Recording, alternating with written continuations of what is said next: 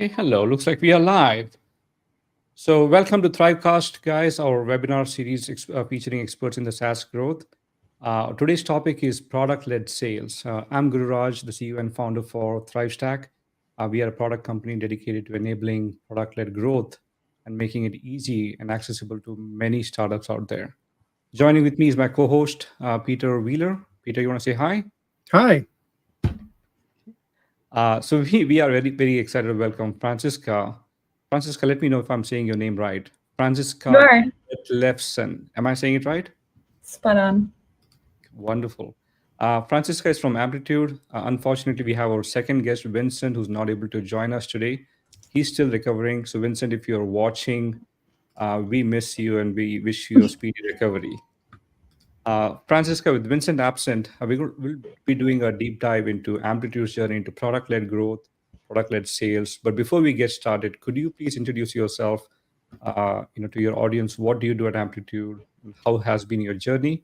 And after that, we'll move on to Peter's introduction. Typically, he's got like fun one-liner introductions as well. So I'm always looking forward to his ones as well. Francisca, please take it away. Yeah, sure. I head up the growth teams at Amplitude. So we're focused on our self-serve business as well as driving pipeline and most prominently through product-led sales efforts. So we have teams of PMs and growth marketers that work together on those two key areas. And we also own things like our website, our startup programs, and overall retention efforts. So anything that relates to kind of user acquisition, user adoption or retention, and monetization. Okay, wonderful. Francisca, maybe as before we jump in, maybe Peter, you want to go ahead? Yeah, sure. I'm Peter. If you've seen one of these before, you've tolerated me through that and decided to come back. But done PLG, 10 years now, and experiential before that. So onboarding, user experience, all that stuff. That's I love it, and I'm excited about today's conversation of doing the thing that everybody recommends against and says is the impossible, and that's introducing self-service and PLG inside of an existing organization. And we have somebody that, what has it been, 3 years of doing this? That 3+ years of trying to do it, and one year of being live. There you go. I'd be bald by that point, but hey, actually, I still have a little bit of hair. I'm doing that now with Vivi, so maybe I'll take from your playbook and Vincent's actual printed book and figure this out. So welcome.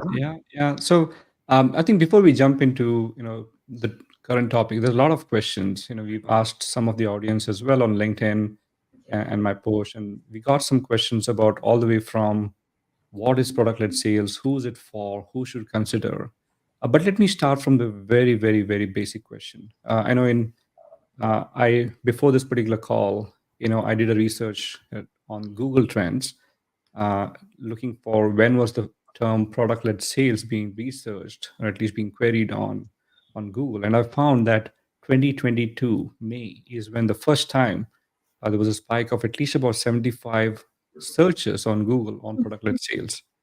And since then, it has been trending up. It peaked in 2023.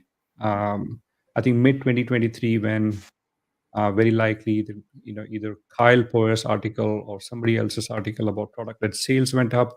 It again peaked again in December with hardly less than 1,000 odd searches with Bain and McKinsey when they talked about product-led sales as the go-to next. And since then, it's on a negative downward trend. And not many searches are happening on product-led sales. So I think Peter's inquiry about this is very hard. That's started to see up quite a bit. So before we jump in, right, maybe Francisca, could you answer the very basic question, what is product-led sales? And we will take it from there. Okay. Yeah, I mean, there's probably a really good definition in Vincent's book, but in my words, I see product-led sales as a way to drive sales pipeline using the product as the channel. So what that means in practice could be many things. It could be things like offering trials of a part of the product or the whole product or whatever it is, and passing those trial users on to sales. It could be things like proactively. There's been a whole range of tools working in that proactive space. Like, how do we serve up through the product usage data the right accounts at the right time to the right seller with the right message? So those are some of the flavors of product-led sales, but really it's using the product to drive pipeline for the sales team. And that product-led sales is a misnomer because of that. It's still sales-led, product-assisted. That's a lot more honest way of saying it. But we love our 3-letter acronyms in the tech space, so we'll just have to deal with that. Yeah, and Gartner loves it too. You're turning Gartner loves the 3-letter acronyms always. Yeah. I like the way you defined it as well, because it shows that the product is acting as demand gen. The product is acting as a sales and solutions engineer. It's acting as customer service. It moves a lot of the end of the bow tie funnel sales process up front and lets customers do their, at the very least, do their own demo. God forbid it's a revenue driving one as well, which you've succeeded at. So there we go. Yeah. So I have some questions on that part. More so on the definition. You essentially meant that product becomes an acquisition way to acquire, and then it becomes a lead generation tool for the sales team. Maybe let's dive a little more deeper into it. I know last year we had a podcast, on product-led marketing, right? And there was this debate about what is an acquisition and when should it be handed off to sales. And funnily enough, we talked quite a bit on the following subject. A user comes to a product website, clicks on the sign up, and somehow enters a trial. He has not yet set up anything. Let's say it happened at 12 o'clock midday. Within 3 minutes or 4 minutes of time, some sales guy is going to reach out back to the end user. Hey, I see that you have signed up. Do you need any help? Is that product-led sales? Is that lead generation? Is that right thing to think about? Or is there any other definition? Meaning, is it not just the lead generation? It is probably more than that. What are your thoughts on that? Yeah, if it's just post sign up, it's not really product led, like the users signing up, right? Where did they come from? So did they come from paid, organic, direct, referral? That would be how I would kind of classify the sign up. Then the idea that a sales rep is following up immediately to try and help out, that's what we would call sales assist. So if they're doing that to actually help, that's a sales assist motion. We tested that at Amplitude by kind of intervening at the stage of you've signed up, you might need some help. We have low activation rates. It's hard to get started. Can we help you with that? So if they're generally trying to help and can answer technical questions, a lot of more technical products like MongoDB and Confluent will have these types of interventions. But if they're just trying to get you on a demo and sell you the sales option, I wouldn't classify that as product-led sales. That's just a proactive salesperson that loves talking to users in the product, and probably too early for that. But I think there's an actual there if you're focused on activating them. So they're like, oh, I'm trying to connect this data source, but I'm running into X issue. And they're like, okay, well, I can go help you. Let's jump on a quick call and troubleshoot. But it's very hard to scale that motion, and you kind of need highly capable people to go and help. So it has to be a good ROI for that to keep going. We weren't able to prove the ROI for us at Amplitude, so that was something we kind of stopped doing. But I think there are definitely use cases and places where that motion can work. So I think you used the word intervention, and I think you also used the word when to intervene. What's the right time to intervene? Immediately after the sign up, I think that's what was one of your experiments at Amplitude. Am I, Mhm. it looks like, and that doesn't scale well because either the users get threatened or they don't, conversion rate or reach out to the sales may not necessarily happen. And we'll talk about when's the right time to intervene. Peter, you look like you have a question. Uh, No, I'm enjoying myself. I'm letting you two have at it. so maybe Francisco, what's the right time to intervene? I mean, what's the role of a sales guy in a product-led self-serve world? I'm trying to go a little more deeper into what was the experiments that were conducted at Amplitude. How did you figure out that the intervention time when it is soon after the sign up is not worthwhile? It doesn't. Mhm. So what were your learnings on when should you intervene? Who should you intervene with? Should you intervene for every single users who are signing up, or how do you qualify them? Yeah. What's the right way to think about that intervention? And maybe the second question towards that is, once you know that you have to intervene, once you know that these are the accounts, the users that you have to qualify, who's the right team to intervene? Is it the sales team to intervene? Is it the product itself that intervenes, or is it the sales? Or maybe you tell us a little story about how did you get to the experiments that you ran with Amplitude?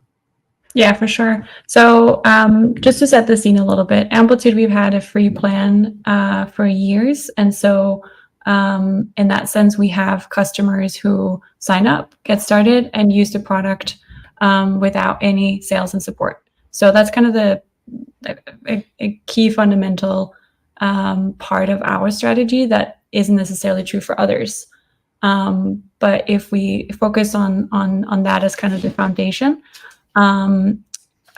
once we get someone signing up for the product, we look at who they are. If they're a big enterprise account, our sellers will be all over that account. They will want to talk to them, get on a demo, help them do a POC, start that conversation.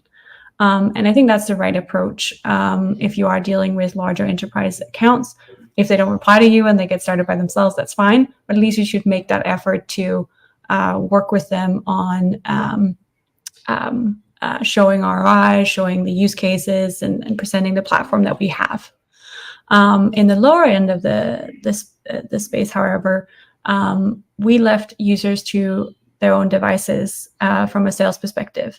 Instead, what we focused on is improving our onboarding experience, our adoption experience in a one-to-many fashion to make sure that all the smaller customers get into the product, they start using the product. And from there, once they start using the product, let's look at the data of the customers that are using the product. How are they using the product? How could they be using the product?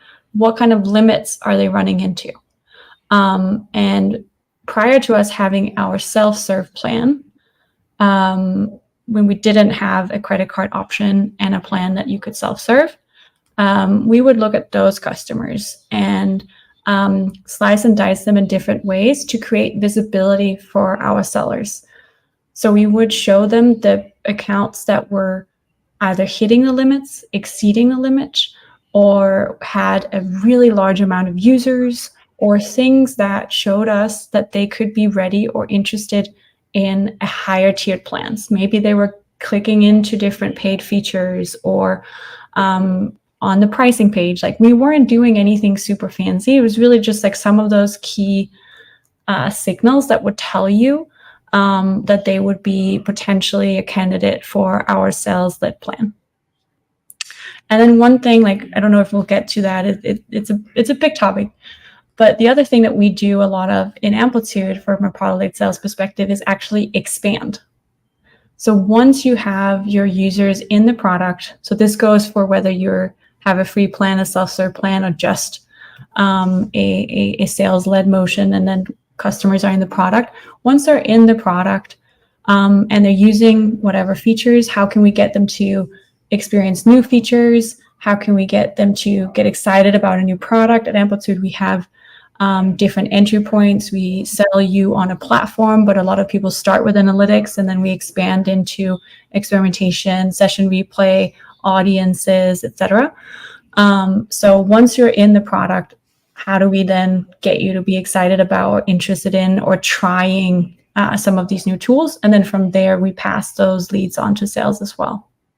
Good old land and expand. And that's, whether it be in a sales motion or a product-led growth motion, it's huge. It's a big revenue thing. Mm-hmm. I don't want to get too far into process because I think culture, and you had touched on that with how to get sales to behave, to not treat a product user as a very hot handoff lead.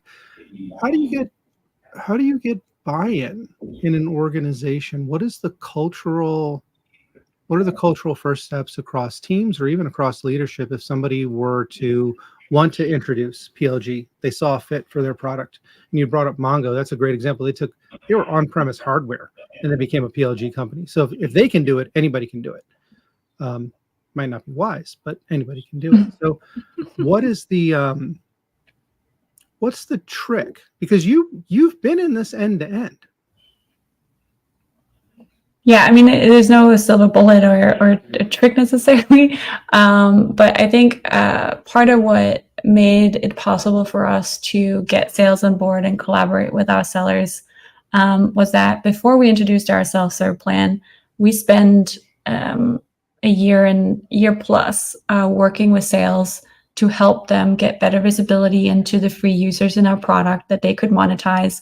And we grew product source pipeline, I think 70% year over year. So we showed results early with our sellers, and they started appreciating the product leads that we were giving them. They appreciated the help they got, the insights they got, and the deals they closed. So we had already built a really tight relationship there. And so when we were trying to introduce this new plan that would cannibalize on their revenue and their deals, they had also the understanding that over time, it would be more deals and more revenue for them. So there was this alignment up front that product leads and customers that are active using the product and paying for it even are more likely to expand and pay more for us and continue using Amplitude. So that was a big part of it. The other part of it was that fundamentally, as we introduced self-serve, we also moved a lot of our sellers further up market.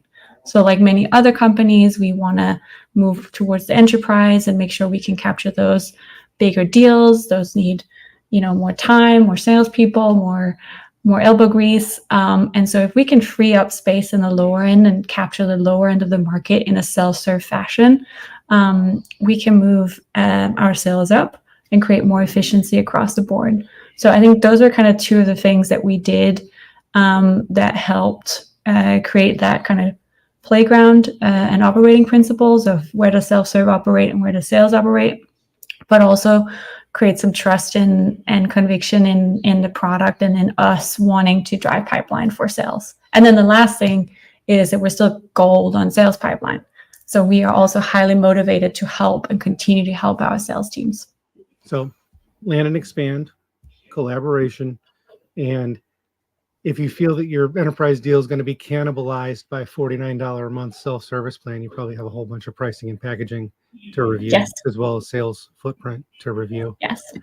And how there's a cultural shift in other teams like education and customer care where a lot of that, the onboarding's moved up front. It's usually something that's paid for after the sale. How does in your experience and feedback that you've gotten from your peers, that move, how do you motivate the teams, or are they usually excited to be doing that method? Yeah, I mean, this is usually, activation and onboarding is usually what is covered and owned by a growth team, is in my experience at least, right? And growth teams are highly motivated by moving metrics in the right direction.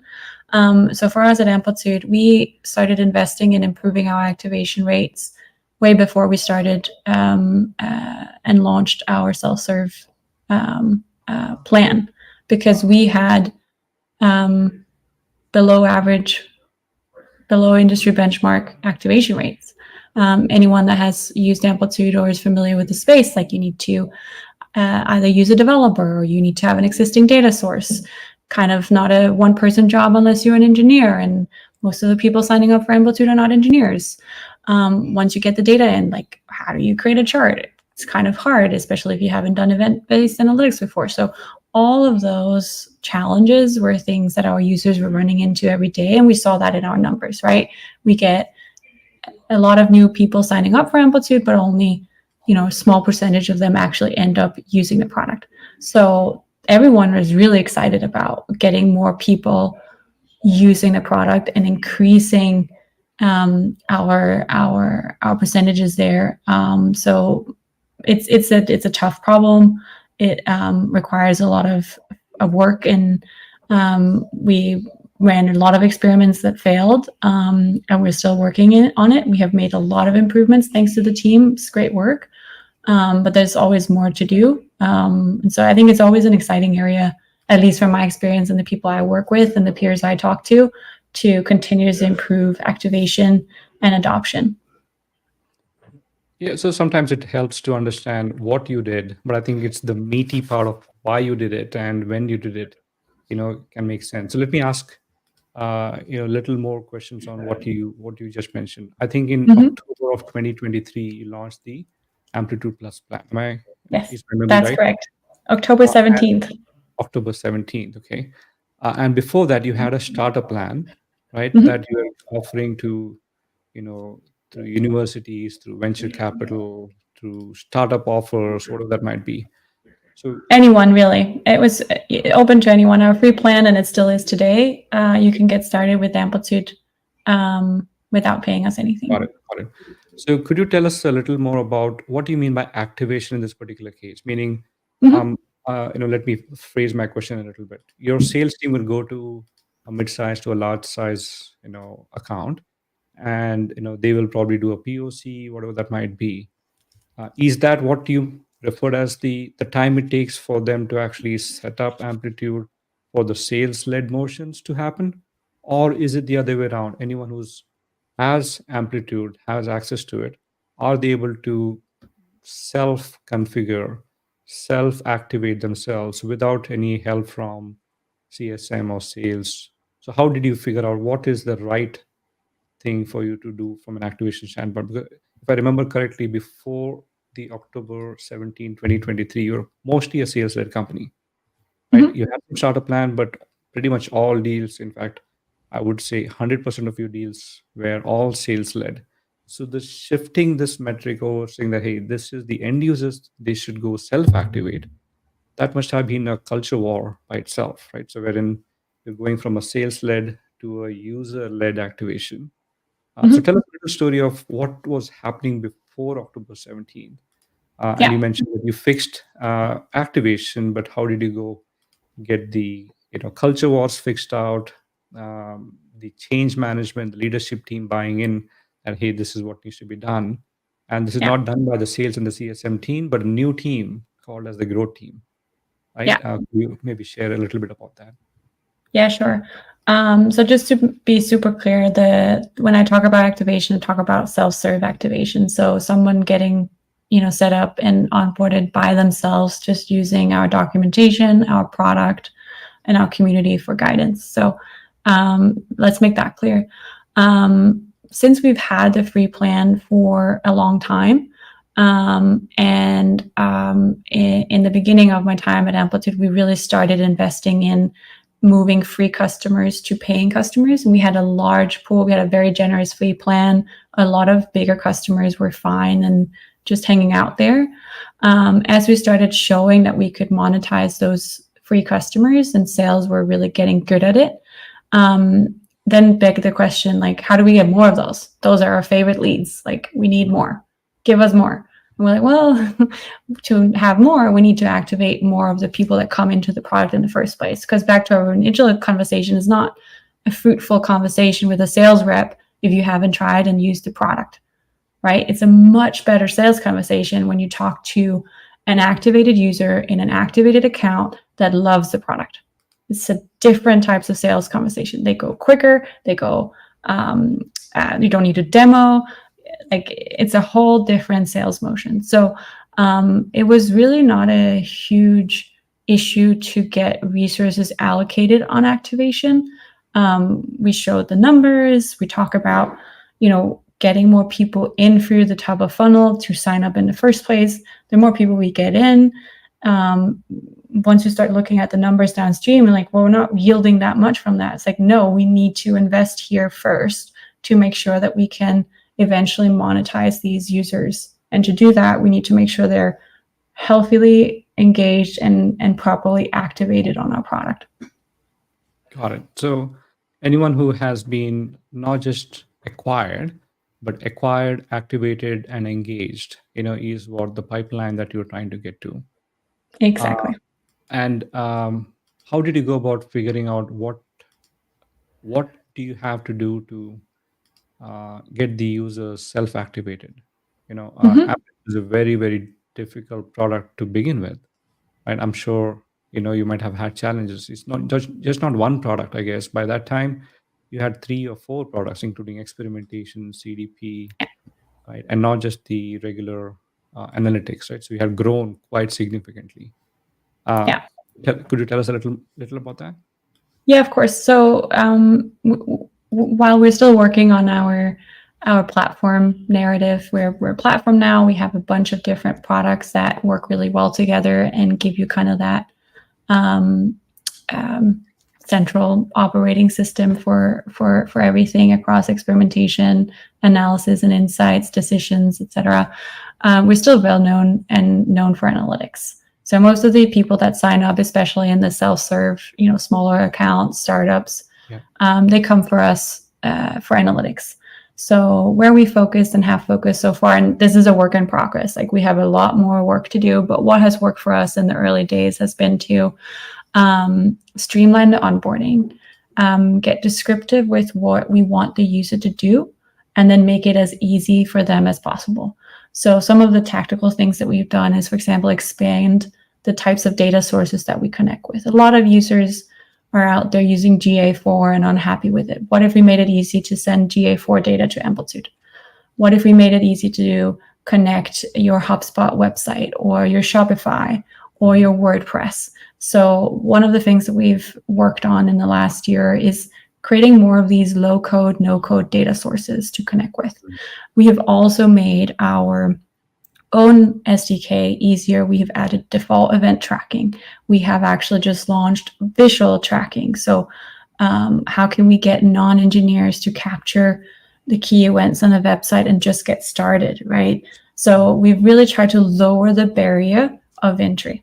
So that's what we've been working on so far. The next phase for us now, when you have data in, we have a lot more customers that have data in.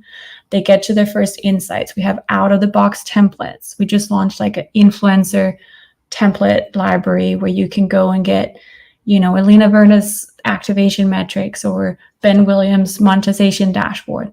Get those in front of users so they can get to insights fast. So they don't have to go and figure out, what do I want to ask? And what is the question I'm trying to answer? And what event do I need to use? Like, how do we prescribe as much of that upfront at first?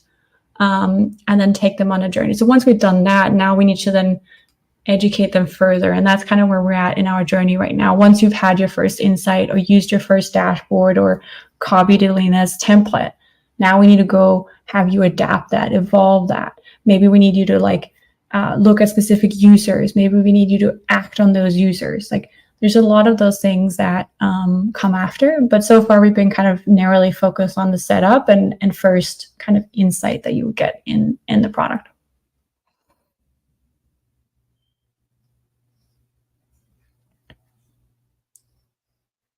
Oh, I think you're on mute. Oh, sorry. Okay. I did paste the blog at the page, which is amplitude.com/easy. For the readers to be able to, I think that's a wonderful technique, right? So you lower the bar of entry for if I can recollect, the steps that you took. the developers, if they were developers, they might find it easy, but getting to the developers and collaborating with them to deploy.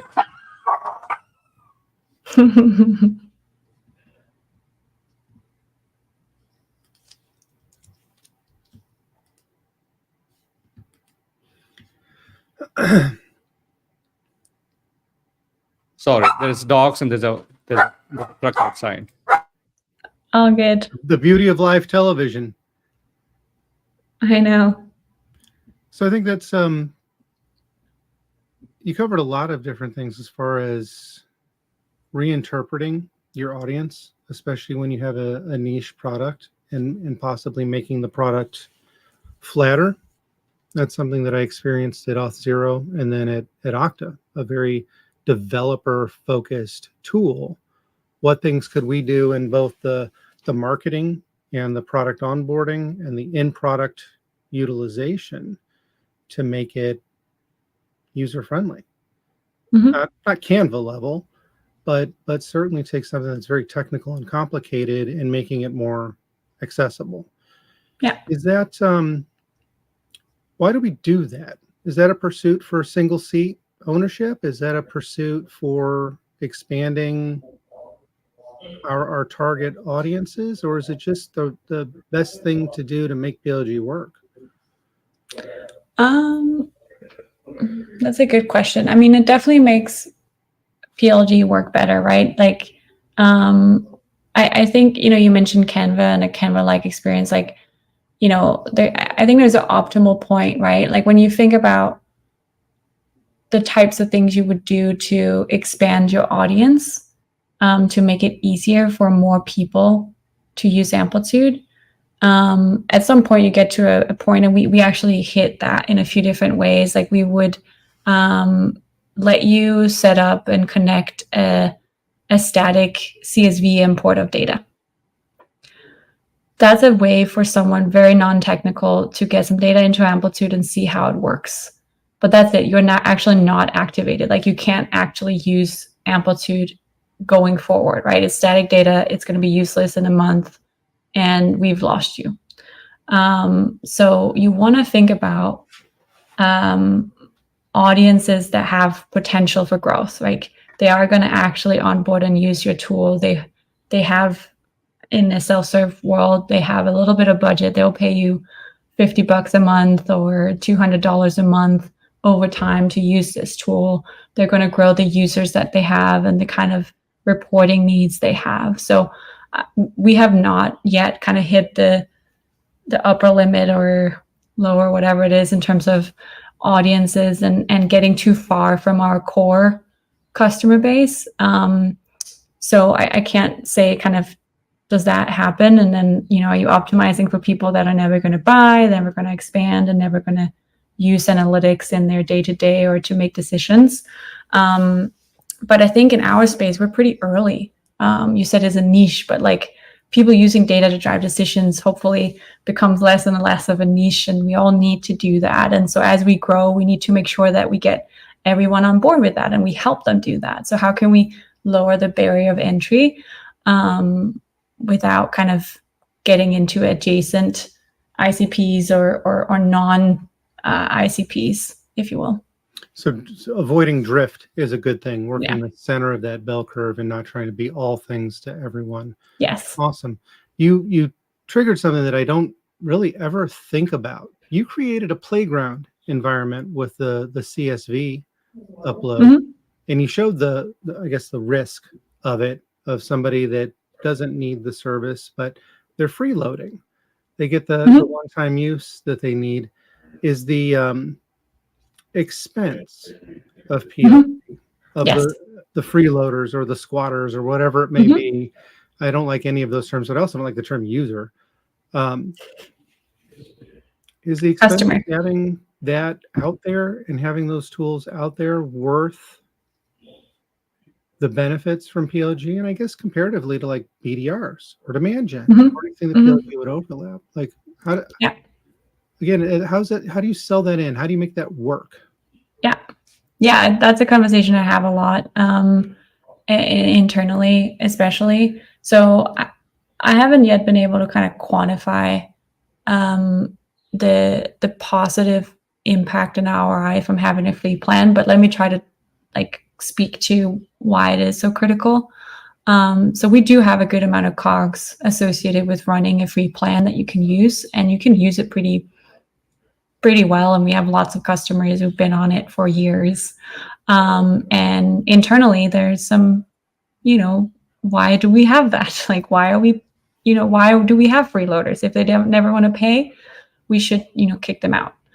And here's what I tell those people internally. The upside and the benefit of having a large community of customers that use your product and like using it and love using it and love that they don't have to pay for it. They will go talk about you in the communities to their friend, to a colleague, to someone who needs a reference on what tool to buy. And that is like priceless. So the more users we can have in our free plan, the more users we have going around and talking about Amplitude out there, and the more users we can eventually monetize. So there's a fraction of users they're never going to monetize. As soon as we, if we cut the free plan, they would go somewhere else. And there are free options out there. So you also have to consider like what is commoditized and what do we have to offer for free to get them onto our platform in the first place. But then it's just a value game. How can we put something in front of them that they want to use so bad that they will pay us $50? And that's what we did with Plus. Like, we turned a lot of the free customers that didn't want to pay us $40,000 a year, but they would pay $500 a month. And that's the thing. Like, we still have to convince those and convert more of those, right? But we need to build more features. We need to improve the discoverability of all the great features we have. Let them try them. There's all that opportunity for us to convert more of the customers on our free base. So they're customers, they're just not paying yet. And it's up to us to make them want to pay us. And I love that you keep calling them customers, even if they're non, and I guess they're paying because you're offering the service and you're getting what you want for the service. It just happens to be free.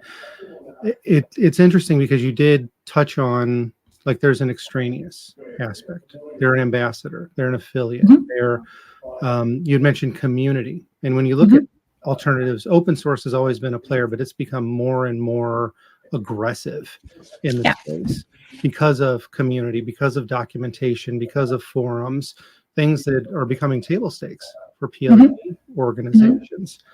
This is a two-parter. When you're building a program, especially one that's got a free plan or a freemium or a free, not trial, but ones that have free in perpetuity. You'd mentioned you're doing things that drive, number one, them signing up in the first place and wanting to use it and staying consistent. And then number two, moving to a paid plan.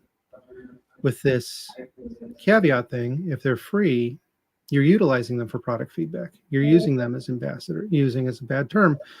You're working with them as ambassadors. You're working with them as people that switch jobs and move to a place. Exactly. Like, there's all this extra stuff. It seems like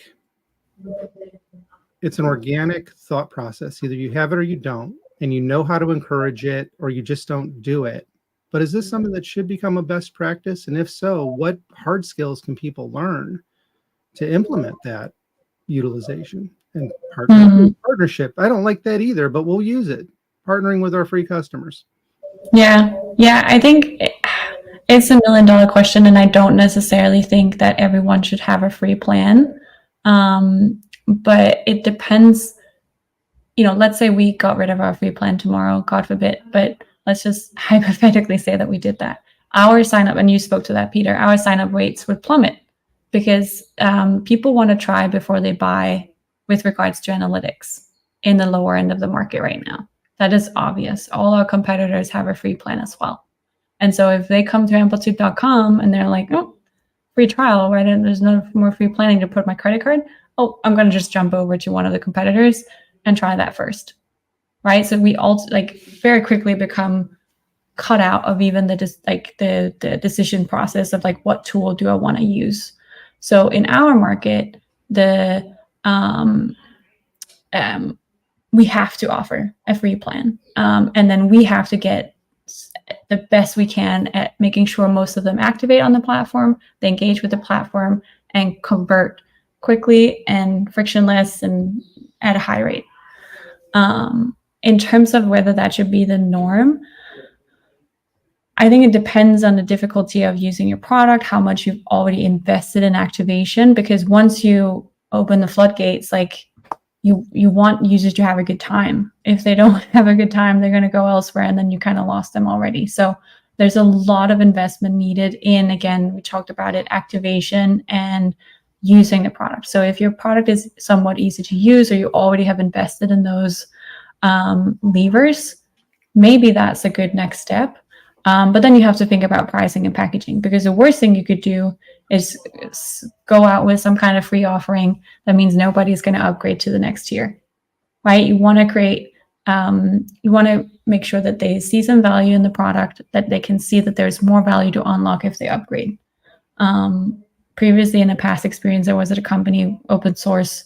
We had a really hard time monetizing on top of our open source, because we'd given the whole thing away for free and open sourced it, right? So that becomes critical, and you got to really be solid in what you offer for free and what you don't. It's always easier to get more expansive with what you offer, rather than starting expansion and then expansive and then making it less and less generous. So that's something that a lot of thought and work and experimentation should go into deciding ultimately. And maybe the decision is, no, free plan not for us, but we should have a free trial. That's probably how I would get into it anyway. Start with some trial like functionality and see what that does to your conversion rates. You can put credit card up front, credit card at the end, like all those things will change how many people you get in through the top of the funnel. It's awesome that you've got that open source Sorry, go ahead. background. Finish it up, yeah. No, it's awesome you've got that open source background. Because that's where I cut my teeth, was commercially supported open source. And I don't ever want to discourage organizations that do that from participating in this space. I'm a huge proponent of commercially supported open source and open source in general. So it's neat that you threw that out there and that you have that history. It's a rare thing in the space. Yep. I think compliments on that. So maybe if I can add to what Francisco you said, is this the new playbook, right? And let me rephrase, what you just said. Amplitude is in a product analytics, generally analytics market. It's getting crowded. There's a lot of players in the market. So when the market is crowded, when the competition is, a free trial or a freemium plan, is probably a must-have, because most of your competition will use it as an entry point, to attract and get more and more signups. So if you don't have it, you would not be able to attract as many signups. So which means it becomes table stakes, especially in a crowded market. You also mentioned, two other things. Attracting itself is not sufficient. You have to help them get at least reduce the time to value. So they should be able to activate, and they should be able to do it very quickly. So that's the techniques that you mentioned about, lowering the bar, automatic analytics, one line, one single line to activate, rather than so many other places to do it. So essentially, self-activation and reducing the time to value is again a must-have, table stakes for that. I think the third thing that you mentioned is, even that's not sufficient. They need to continue to use it, and if they continue to use it, that's where the word of mouth, the community, and all of that will kick in. Could you maybe share a little bit about what happens after, right? And especially in the case of Amplitude, you now have a lot of users who are signing up. There are a lot of startups, especially in Bay Area and Seattle that I know of, have been using the starter plan, or they start off with the free trial and they ask for, hey, can you give me another 3 months or 4 months free so that I can go try it out, and sometimes extend it. What happens to those customers, if we call them? When do they get handed off to the sales team? What has been your experiences around what's the right time for these, self-activated, self-engaged, set of users who are the there's probably an account or a customer behind it. Mm. When the right time to hand them to sales? What have you learned in, how many should you hand off to the sales team? What information you should be giving to the sales team, Mhm. uh, right? And so that when they reach back to them, they should be open to say, hey, yep, I've hit the limits. Let me go put in that credit card, $49, or let me go to a higher level plan, 500 a month or 1,000 a month or something of that sort. Yeah. Yeah. So, once they're engaged and using the product, that's when we want at this point, and now that we have the self-serve plan, is we want them to convert to our plus plan. It starts at $50 a month, goes all the way up to about $40,000 a year. You can pay monthly, which is super helpful for customers. So in terms of when it's time for sales to have conversations with our plus customers, is when, again, they hit limits of the plus plan, the self-serve plan. So that could be either usage limits, like they've run out of cohorts to sync, or they don't have any more sessions to replay, or more commonly, they're growing really fast and have tons and tons of users, and the pricing on our plus plan at the higher levels becomes more and more expensive. So once they start overaging up in those higher ends, that's when we tell sales, hey, this account is growing really fast. Here are the users. Here is their usage, like what they're doing and how much they're incurring. And actually, this customer is in overage right now. So they have a big overage bill that they need to pay. Go talk to them right now, see if we can get them onto growth with better pricing that's more scalable, and we'll waive the overage fee for them. Those are the kind of things that we work with our sales team on.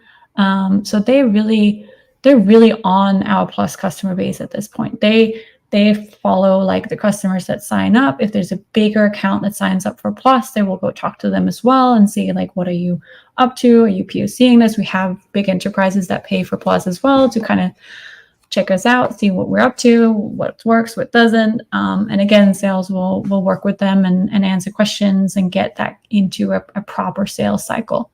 So the timing is really, it could be anywhere from a few months. We have these like amazing startups that sign up and then they have hundreds and thousands of users really quickly and they're growing really fast, raising lots of money. Then we pass them quickly on to our sales team and they grow and expand. But there are other customers that could be happy and fine on our self-serve plan for a year or 2 years. We haven't been around for 2 years, so who knows? But lots of customers that are fine with the features and the usage that we offer on the self-serve plan. So I like this. Yeah. So GP had alluded to people asking for alternatives and people offering alternatives. And one of the biggest pitfalls I see in really any company, but especially in B2B SaaS, is this ad hoc, bespoke tailoring of things on a regular basis. And like at Auth0 in Okta, we had 29 SKUs, including a free one when I left. You've got two. You've got, what is it, starter, grow, and then pick up the phone and call a salesperson. What, and don't get me wrong, the Auth0 Okta one worked perfect for what we need because there's so many features and intricacies and everything else. Is there, in all your conversations and the people you've dealt with and everything else, is there a right way to determine pricing and packaging and to be able to tell people, oh, I'm sorry, it's a $120 a month plan. We're not going to make a $99 to make you feel better. Like, how do you make that work? And then the harder question, when you need to change your pricing and packaging, what do you do? Legacy, grandfather, or is it just tough? We're changing the plans. Like, are there best practices? What do you find to be your personal best practices? That way we can't say it depends. Yeah. Well, there's two questions there. One is on the pricing and packaging side. So what we've done at Amplitude is that we actually have way many more SKUs than two. We have our different products that are a part of the platform, and we sell those separately. But how we set it up is that our starter, our free plan, and our plus, our self-serve plan, they get a little bit of everything. So you can try features of each of the products on those self-serve plans. But once you need a lot of features and more stuff, you need to upgrade to our growth plan. And that's when you can get, more analytics, more experiment, more session replay, more yada, yada. So we have a lot of different ways that we can upsell our customers once they graduate or should graduate from Plus into our sales motion. So that is working well for us. It gives us different entry points. It gives us a way to land and expand in different directions depending on what this customer needs. And it also plays nicely with the consolidation play of like you have an experimentation tool, you have a session replay tool, you have all these different tools. Just buy Amplitude and you get all the things that you need, and you can save money and you have an integrated one data set, one solution. On the other point of your grandfathering and dealing with legacy plans, we've had to do a lot of that in the last few years. I haven't figured out what my personal best practices are, but what I would say and what we've done, and that was, again, another long internal conversation about what we thought was right, is that we want to strike a balance of Amplitude as a business, and we have to make money, and we have to make more money every year to stay in business, with we want to do right by the customer.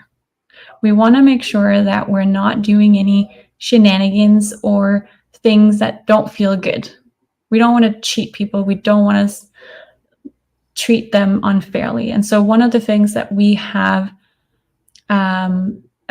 done with our older legacy plans that we need to move all those customers on to our newer ones that had more restrictions, is that we gave those customers some of the features that they were really happy with in the past.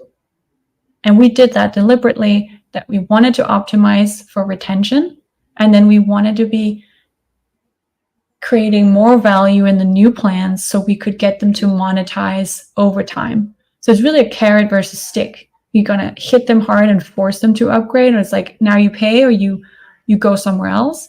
Or do we want to do it with the carrot? Like, come over here. We respect you. You've been with Amplitude for years. We love your support. We love that you're using us. How can we sell you tomorrow or in a few months? Like, here are 5 different things that we think you should be trying or using or whatever. Depends really on your leadership, how much money you're standing to like make or lose, all that stuff. But I would, in my view, from a best practice and my experience, you want happy customers, and you want to use the carrot, not the stick. Especially going back to a crowded market with lots of opportunities and options to replace Amplitude in the lower end. Like, once we are in the higher end, we have a lot more clout. We have a lot more competitive advantages. If you're just doing basic analytics, we can't expect to use the stick here. We'll back that up real quick. Amplitude is a phenomenal choice for basic analytics, in addition to being the best choice for enterprise ones. So I'll throw that out there. But it sounds like that approach is almost like retail software used to be, where there's going to be a certain point where, yeah, sure, you bought the old thing and it's going to keep having the old things going on, but new features are only in the new plans. Is that okay? So that I'm hearing that close to correct, I think. Yeah, so we have over the past year kind of migrated our older customers onto our new plans that have all the new features, the new cool stuff that we built, session replay, visual tagging, et cetera, and so that's the carrot. And then there's some limits involved there, and some of them we waived for legacy customers to not have them leave and be angry at us. And we struck that balance. We actually tried pushing out a particularly strict restriction on our legacy customers, and they got really upset at us. And so we're like, hold on, sorry, we're really sorry. That was not right. We're going to change our stance here.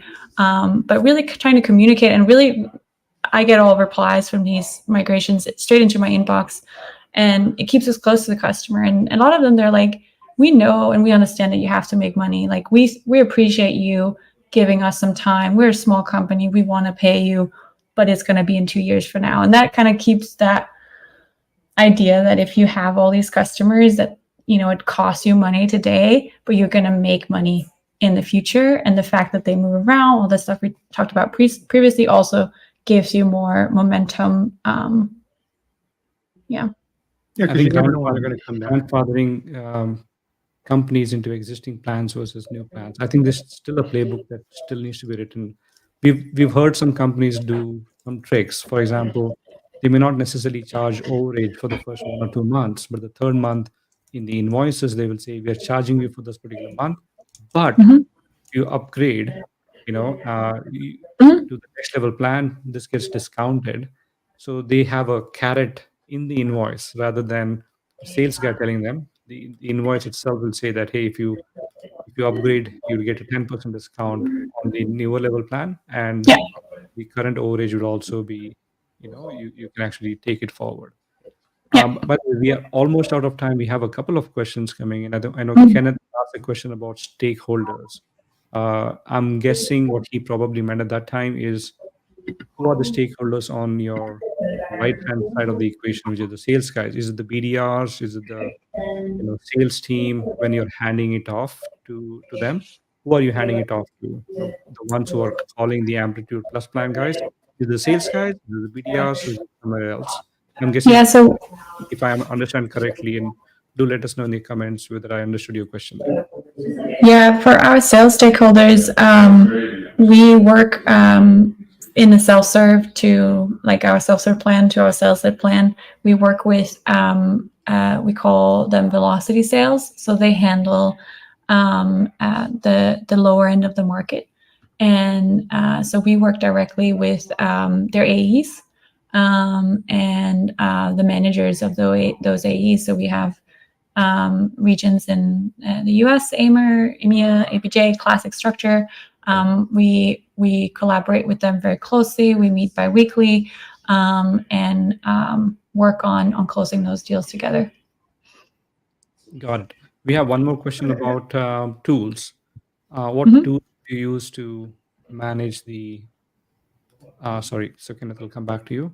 So we have one more question about tools. What tools do you use to do product-led sales? Did you use your own Amplitude product to understand who the accounts are, prioritize them, what their usage is, what's their overages, or did you have to go buy or try out separate tools?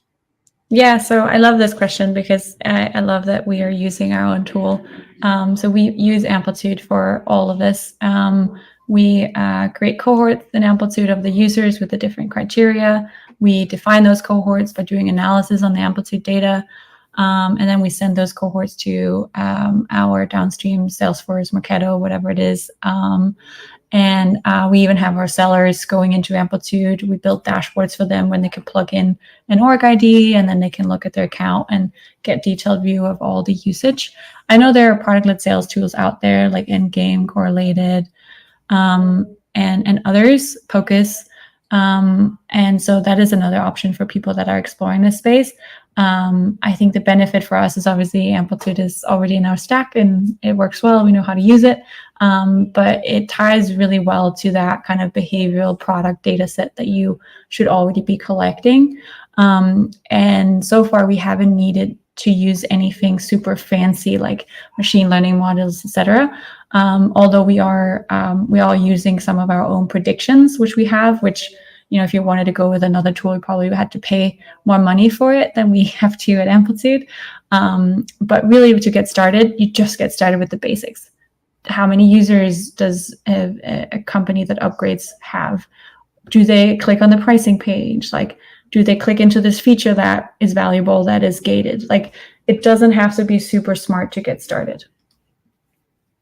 And Yeah, GP, so I I think like that Kenneth followed up with you, and he's one of my favorite authors. He wrote a sales book called Selling Sustainably. So maybe we need to drag him out of the audience one of these days and pull him up and here. get him on the expert panel. So Kenneth, Yeah, thank you 'cause so much. he wants to I think, argue with he's you in the comments. Let's yeah. bring his So voice he's up. using the word stakeholder. I think, as you mentioned about the community, the non-paying, Mhm. customer. So by the way, we also had written about product-led sales in partnership with a few of the Gartner folks and Kyle Poyer and some of his team members as well. Many of the tools that you mentioned are dead. So, Yeah. Okay. so that category of like a product-led sales, focusing only on product-led sales, now it is becoming like more like customer intelligence and website visitor analytics, usage analytics, bring all of them together. That's coming together. Uh, Anyways, we are out of time. So, for all the people who stayed with us, thank you so much. And Kenneth will probably bring you back in. Thank you so much, Francisca. Wonderful conversation, a lot of learnings, especially for myself. I'm sure that the audience will have amazing takeaways as well. And thanks for Peter for lighting up when I was not around and my dogs were barking. So thank you so much. Thank you for having me. This is great. So I'm going to end the stream. If you could hold on until the recordings get posted.